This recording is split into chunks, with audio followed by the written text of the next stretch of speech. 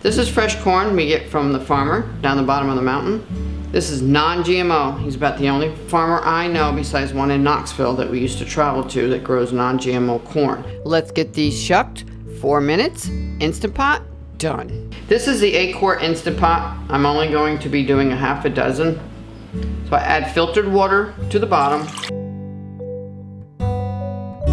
I don't cook my corn in the water. I always use a strainer basket.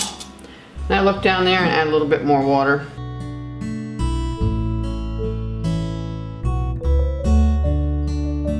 I don't ever let my food sit in the water because when you boil vegetables, you lose almost all the nutrients and flavor. So I just want enough water in there to give it its steam so it pressurizes it. I'm only going to cook a half a dozen. The other half, I'm going to make a video showing you how I make fermented corn.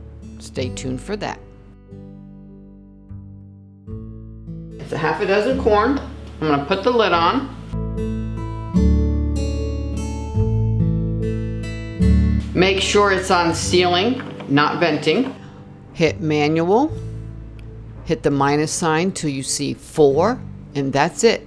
That's all it takes.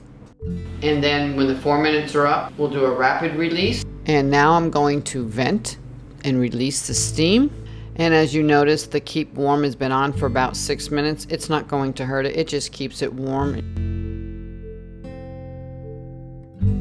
Now once this water cools, since it is filtered water, that's going right out in the garden or in the compost.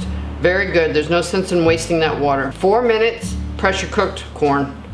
Perfect every single time. Since we are not going to be eating this right now, probably in an hour, I take my bleached towel and I lay it right over it so it doesn't dry out. It holds the steam in, keeps it moist, keeps any gnats or bugs off of it. Well, maybe I will go have one with a little bit of butter, homemade butter. If you want to know how, look up.